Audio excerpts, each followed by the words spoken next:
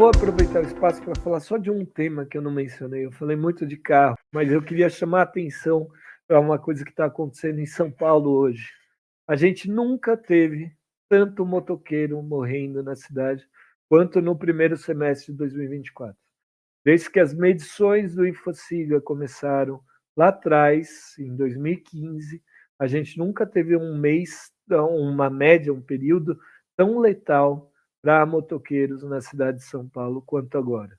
A gente tem aí uma evolução que ela é gravíssima do número de motoqueiros que estão morrendo aí de maneira constante na cidade. Isso tem a ver com o boom de entregas de aplicativos, tem a ver com a maneira como esses aplicativos funcionam. A gente tem aí mecanismos de gamificação e estímulo a quem está trabalhando no setor tente ir cada vez mais rápido, estímulos financeiros, inclusive, e a gente tem um efeito que ele tem sido pouco comentado no aumento de mortos e feridos no trânsito da cidade. Está relacionado diretamente a isso. Além disso, não dá para esquecer que a infraestrutura gera demanda. Se eu tiver mais ciclofaixas, se eu tiver mais infraestrutura cicloviária, eu vou ter mais gente pedalando. Se eu tiver mais faixas de ônibus, eu vou ter mais gente andando de ônibus. A Política Nacional de Mobilidade Urbana prevê que a prioridade deve ser transporte público coletivo e mobilidade ativa. Isso está na lei. O que São Paulo tem feito, o que São Paulo fez nos últimos anos?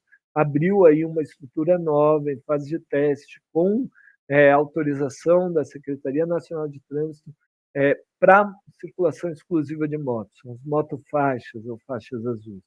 Essas estruturas elas servem de estímulo para ampliação da circulação de motos, e elas têm um efeito direto também nisso que eu estou relatando.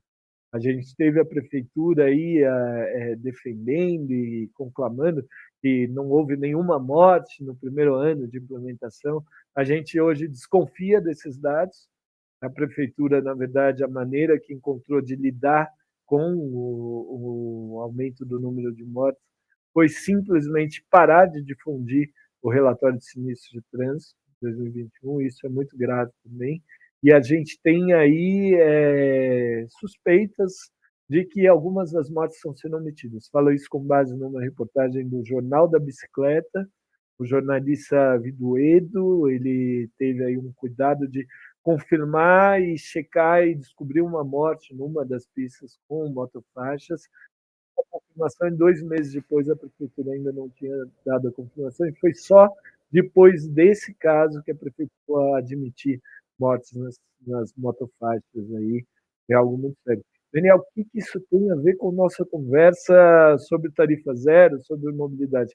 Eu diria que tudo, assim, porque a gente está aí de dois caminhos possíveis: ou de reforçar o transporte coletivo e fortalecer redes que estão estruturadas a partir do uso de recursos públicos para fomentar o bem comum, para criar aí ambientes que eles são compartilhados, onde as pessoas se encontram e colaboram e trabalham juntas em busca de um novo ambiente, ou a gente vai mergulhar de cabeça aí numa lógica onde só o eu individual importa. E aí cada um vai buscar a sua solução individual, seja para chegar em algum lugar de maneira rápida, seja para receber algum produto de maneira rápida. Eu estou apostando, pelo menos com base em dados, com base nos números, que essa segunda opção ela é simplesmente inviável.